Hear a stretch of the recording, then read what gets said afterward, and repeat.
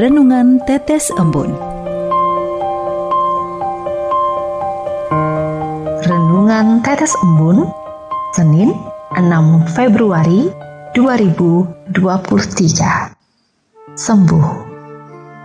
Kutipan diambil dari Injil Markus bab 6 ayat 56. Kemanapun ia pergi, ke desa-desa, ke kota-kota, atau ke kampung-kampung, orang meletakkan orang-orang sakit di pasar dan memohon kepadanya supaya mereka diperkenankan hanya menjamah jumbai jubahnya saja, dan semua orang yang menjamahnya menjadi sembuh.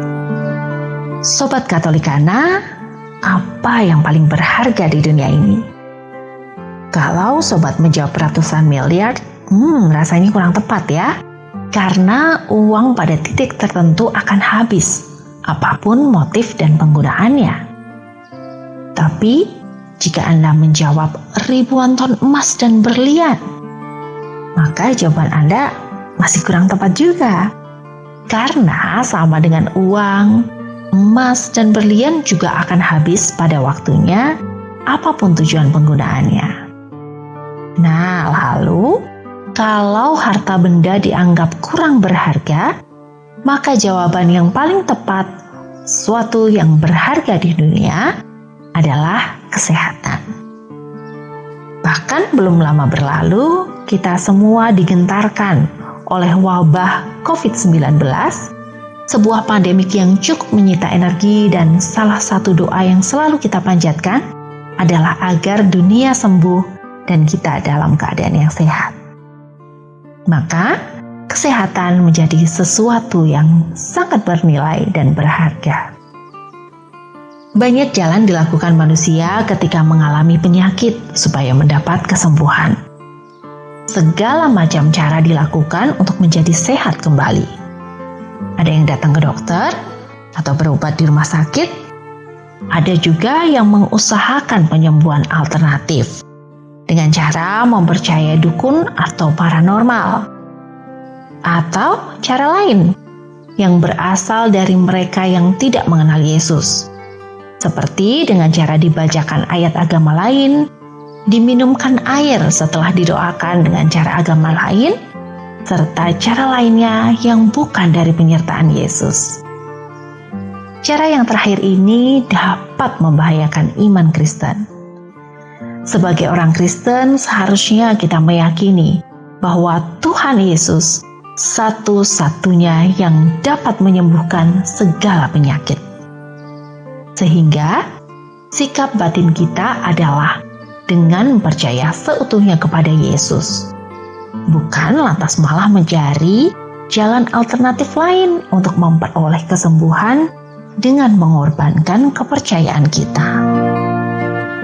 Sobat Katolikana, kesembuhan itu dapat terjadi ketika Tuhan berfirman dan beraksi.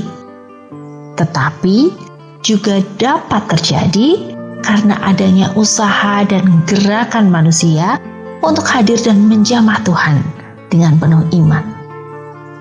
Seperti yang terjadi dalam kisah di Injil Markus hari ini, yakni dikisahkan bahwa Tuhan Yesus datang ke Genesaret. Rupanya orang Genesaret telah mengenal Yesus. Dengan berbondong-bondong mereka datang kepada Yesus membawa orang sakit.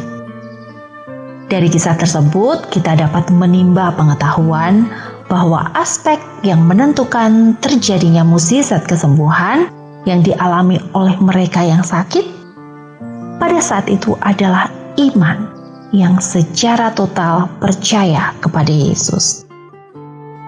Mereka percaya bahwa hanya dengan menyentuh atau menjamah jumbai jubah Tuhan Yesus, mereka akan sembuh. Namun sangat jelas, ini bukan soal kesaktian jubah Yesus. Jubah hanyalah alat, sarana yang menghubungkan kita kepada Yesus. Dengan menyentuh jumbai jubahnya, mereka telah menyentuhnya. Hal ini sama seperti ungkapan iman.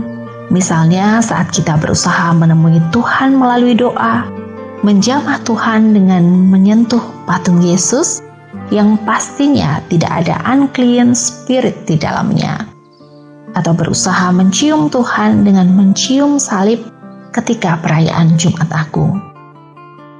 Simbol, tanda, gesture, semua itu adalah ungkapan kita kepadanya, sehingga sikap iman inilah yang harus kita tiru. Percaya total kepada Yesus dengan cara kita hadir dan datang kepadanya dengan kerendahan hati, yang menganggap diri tak layak menyentuh Yesus secara langsung untuk mendapatkan kesembuhan. Marilah berdoa. Allah Tritunggal Maha Kudus, kuangkat syukurku atas hari yang telah terlewati. Aku berdoa secara khusus untuk mereka yang sedang sakit. Di dalam nama-Mu yang kudus, berkenanlah memberikan kesembuhan bagi mereka yang berharap kepadamu.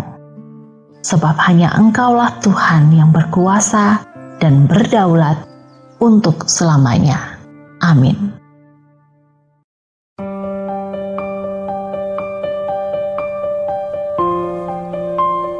Demikian Anda telah mendengarkan Tetes Embun yang dipersembahkan oleh Radio Katolikana. Renungan Tetes Embun bisa Anda simak di Radio Katolikana, media sosial Radio Katolikana, dan YouTube Katolikana. Terima kasih dan sampai jumpa.